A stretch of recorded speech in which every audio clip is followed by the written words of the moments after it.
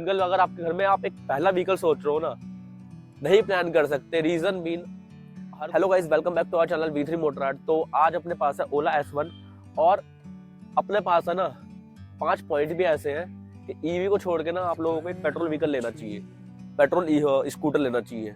क्यों, वो आगे इस वीडियो में पता चल जाएंगे। और फर्स्ट टाइम ऐसा कुछ मैं ट्राई कर रहा हूँ तो आप लोग बता देना कि आपको मतलब पहली बार ही अपने चैनल पे R15 छोड़ के कुछ और दिख रहा होगा, तो आप लोग बताना कि आप लोग ऐसा कुछ कंटेंट चाहते हो मेरे से या नहीं चाहते हो, कुछ डिफरेंट अलग अलग। तो सबसे पहला जो पॉइंट रहने वाला है ना, वो रहने वाला है पार्किंग इशू। जो मतलब मैंने फेस किया है ना, ये अगर आप लोगों के पास पार्किंग नहीं है ना तो आप ईवी ऑन ही नहीं कर सकते। क्यों? क्योंकि आप चार्ज का करोगे और आपको डेली रात में चार्ज करनी पड़ती है। डेली नहीं तो हर 2 दिन बाद तो आपको चार्ज करनी ही पड़ेगी। अगर आपके पास अपनी पार्किंग नहीं है तो आप सोच भी नहीं सकते ईवी के बारे में। तो सबसे बड़ा पॉइंट तो यही है, मतलब पार्किंग। और सेकंड जो पॉइंट है ना, वो है डिसिप्लिन। मतलब जैसे मेरा चलता है, मेरे लिए तो नहीं बनी ये ईवी। क्यों? क्योंकि क्या रहता है ना, मेरा कभी मतलब टाइमिंग कुछ फिक्स नहीं है। कभी आ रहे हैं जा रहे हैं, आ रहे हैं जा रहे हैं, मतलब होता है डिस्टेंस 2-2 किलोमीटर का ही है, पर कब जा रहे हैं कब आ रहे हैं। और कभी 2 किलोमीटर चले गए, वहाँ 5 घंटे रुक गए, 2 घंटे रुक गए, कुछ फिक्स नहीं है टाइमिंग। और इसके लिए चाहिए परफेक्ट टाइमिंग आपको, क्योंकि इसको भाई चार्ज करना ही पड़ेगा। और इसका ऐसा भी नहीं है कि आधे घंटे के अंदर चार्ज हो जाती होगी, कम से कम 4 से 5 घंटे लगते हैं। तो डिसिप्लिन आपके पास है तो आप ईवी की तरफ जा सकते हो, वरना भूल जाना ईवी को, पेट्रोल व्हीकल ले लेना, खुश रहोगे ज्यादा।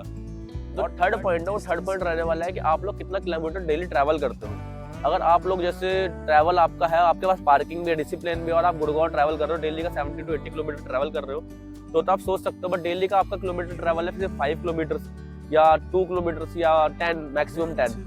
तो मत ही सोचना ईवी के बारे में। रीजन बीन, ईवी के बारे में ना सोचने का, क्योंकि एक तो ये देखो पेट्रोल व्हीकल से महंगा ही आता है डेफिनेटली।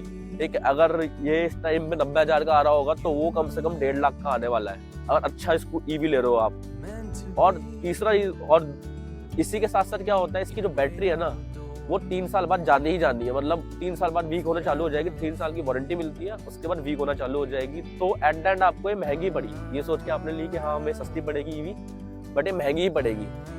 और चौथा पॉइंट जो रहने वाला है, वो रहने वाला है जिसकी जो बिल्ड क्वालिटीज भी है ना ईवी की, वो भी कुछ खास नहीं आ रही है बिल्ड क्वालिटीज भी। मतलब अगर मैं आपको अभी दिखाऊं, अगर ये एक बार गिर गई ना, आपको आवाज आ रही होगी, कंप्लीट प्लास्टिक है, अगर ये एक बार गिर जाती है ना तो अच्छा खासा इसमें खर्चा आ जाएगा। बट वही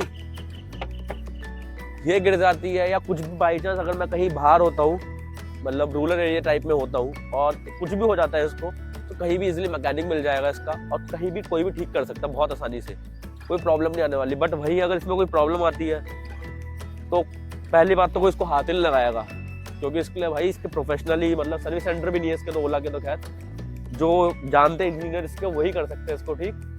तो ये बहुत बड़ा प्रॉब्लम रहने वाला है इसके साथ।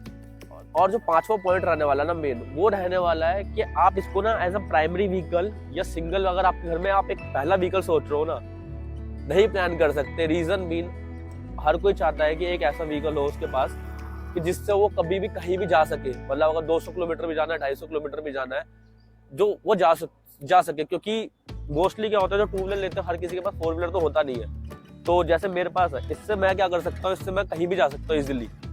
पेट्रोल डलाऊंगा बार बार बीच बीच में, मतलब 100-150 किलोमीटर के बाद रेस्ट करूंगा, पेट्रोल डलाऊंगा और जा सकता हूँ। बट इससे भूल ही जाओ, क्योंकि मैंने इससे पहले भी आपको बताया, अगर आप इससे जाओगे कितना किलोमीटर ट्रैवल कर लो, 150 किलोमीटर हद से, फिर वहाँ चार्जिंग लगाने के लिए 5-6 घंटे कहाँ रुकोगे आप।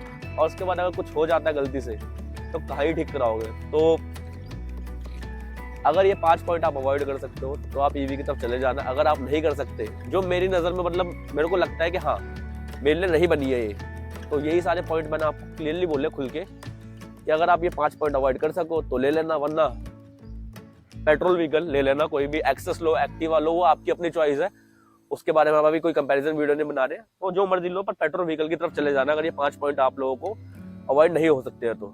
मिलते हैं आपसे जल्दी अगली वीडियो में, तब तक के लिए राइड सेफ।